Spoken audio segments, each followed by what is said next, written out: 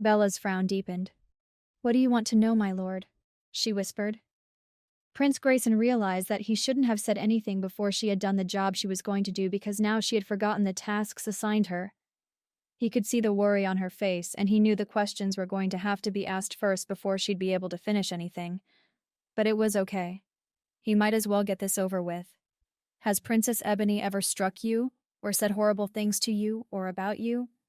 Prince Grayson asked, while he watched her eyes closely for her response.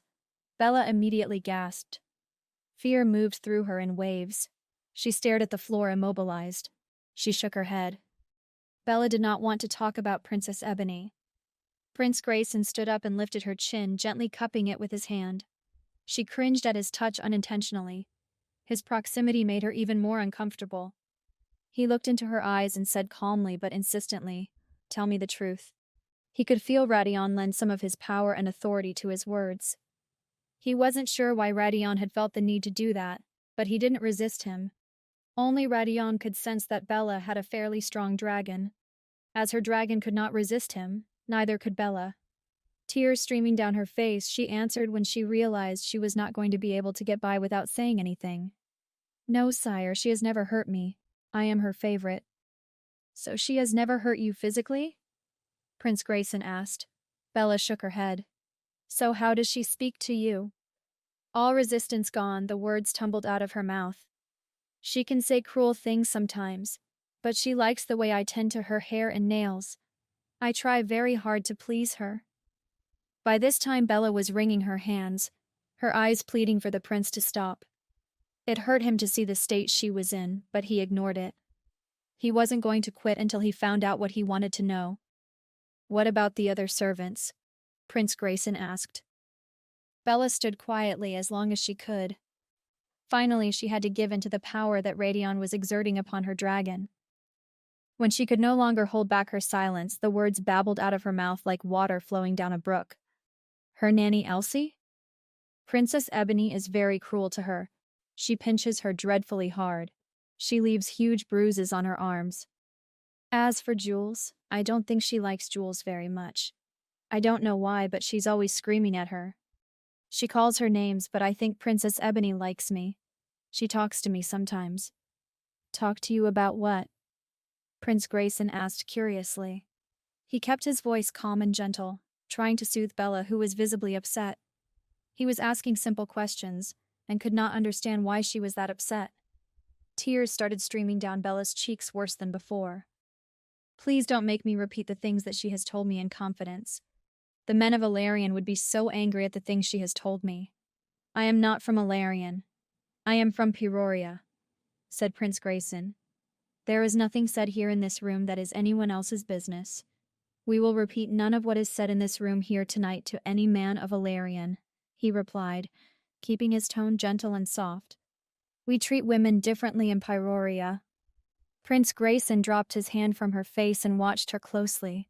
Bella looked nervously around the room, as if she was sure there was someone in there, trying to catch her at what she was about to say.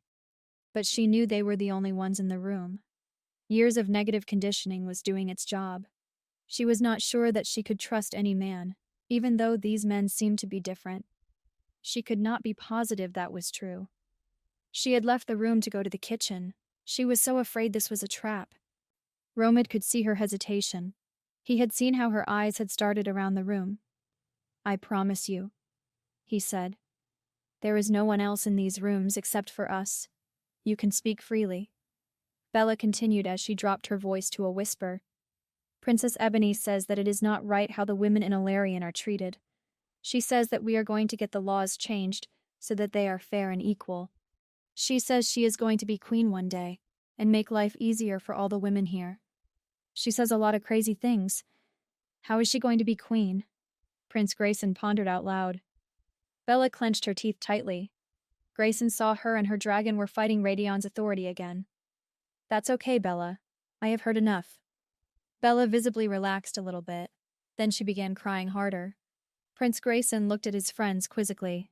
They both shook their heads. "I have no idea why she is crying like that," Romid said, becoming concerned by the snot running down her nose. Bella was a pitiful sight. Eliaster glanced at the door. Bella, you have to quiet down, he said. Someone might walk past the door and hear you. Bella looked fearfully at the door and nodded her head. She was still crying uncontrollably as sobs racked her body, but she was putting a noticeable effort into being quieter. Romad stood up. He walked over to Bella where she was still standing in front of Prince Grayson and took her by the hand. He took her to the chair he had been sitting on and had her sit down on it. Eliaster reached over and handed her a napkin for her nose. She gave him a grateful look before wiping her nose. She had never had such acts of kindness displayed by men before. She began to calm down. Prince Grayson let Bella cry a few more minutes. When she seemed to have a little more control of herself, he stood up and kneeled in front of her. Bella looked at him strangely. She started to rise from the chair. "Why are you kneeling in front of me? This is wrong." "You are the prince," she exclaimed. Prince Grayson gently put his hands on her knees and made her sit back down. Confusion was written all over her face. Once she quit struggling against him, trying to get out of the chair, Prince Grayson watched her sigh and sit back in the chair. She started crying again. Prince Grayson took her chin into his hand again. He held her chin up, forcing her to look into his eyes. "I had no intention of upsetting you this badly. I need you to tell me what is wrong if I am going to be able to help you." Bella hiccuped violently. Finally, she calmed down enough to speak again. "If you repeat a word of what I just told you to anyone, I will die. If not by Princess Ebony's hand, then by the king's hand. Then Princess Ebony will die too." Bella's voice dropped even lower. "Princess Ebony will die because she wants to be queen. I will die because I kept her secrets." Radion was quietly observing the conversation that the man had been having with Bella. He was also observing Bella's dragon. He had to exert quite a bit of power over her to get her to obey Prince Grayson. Finally, Radion couldn't keep quiet. He had to have Prince Grayson ask some questions of his own for him. "Ask her what her dragon's name is," he said to Prince Grayson. Prince Grayson spoke softly to Bella. "You are not going to die, and Princess Ebony is not going to die. I will tell you, though, that she is in a lot of trouble. She rejected all the princes at the ball tonight." Bella's eyes grew big. She interrupted him before he could get to his question. "She told me King Liam had commanded her to pick one of the princes to marry tonight. She said that she wasn't going to because of the prophecy. But I didn't believe her." "Prophecy?" Romad spoke before Prince Grayson could. Bella looked uncertain. She wasn't sure she should have said that. Prince Grayson gave her an encouraging look. "Go ahead. It's okay. Tell us about the prophecy." "I am not sure how it goes exactly. The king has forbidden anyone to talk about it. Elsie, Princess Ebony's nanny, was there when she was born. Supposedly someone, a seer of that time, came to the palace right after Princess Ebony was born to see her as a baby. She said that Ebony was going to be a powerful queen and some other stuff." Bella pulled her chin out of Prince Grayson's hand and stared at the floor. "Did Princess Ebony tell you about the prophecy?" Prince Grayson asked. Bella shook her head. "No, but I think that is why she thinks she can be Queen of Valerian. Her nanny talks about it once in a while, but Elsie always says there is no way that it could be true, because Princess Ebony is such a spoiled brat and is mean to everyone." Romad pulled up another chair to the table and sat down with the rest of them. He had been standing behind Prince Grayson.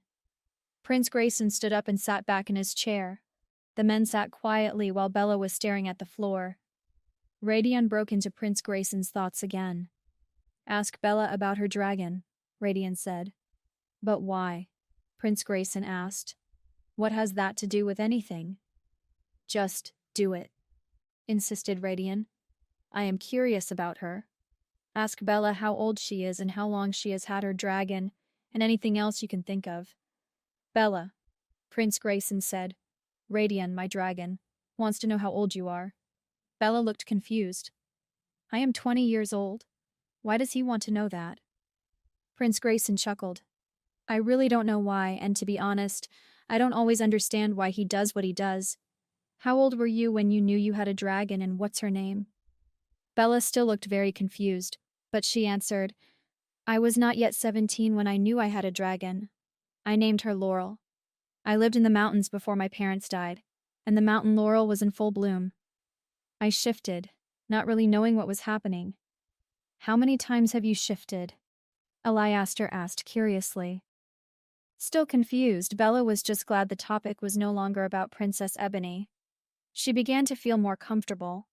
She was actually excited to get to talk about her dragon to someone that seemed interested in hearing about her. Before my parents died of the fever, when I just turned 18, I shifted a lot. In the mountains, it's easier to hide from other people when you shift. My dad was an elder in our village, and when I was younger, I used to play in the room when he would teach the boys how to train their dragon in their magic. So I knew a little bit about what to do. But since I have been here, I haven't shifted in a long time. My dragon is too strong to reveal herself to the male dragons around here, and there is no time or a place to hide and shift. So we don't shift. I thought so, Radion said. When we take Princess Ebony, we are taking Bella with us. We need to protect Bella and Laurel. Prince Grayson agreed with Radion. He grabbed a small Pyrorian coin from his pocket and handed it to her. I am giving you this as a token that when we leave, I will find a way to take you back with us. If you agree to come with us, you will be able to carry your secrets far away from this place. It is obvious to me that you know too much about Princess Ebony for it to be safe for you here now, not to mention that Laurel is a strong dragon and is being repressed. Will you come with us? Belle nodded shyly. Then it's settled, said Prince Grayson. Now finish your chores and grab some sweetbread on your way out, he said with a smile. Bella headed to their bedrooms to finish her work before she retired to her room.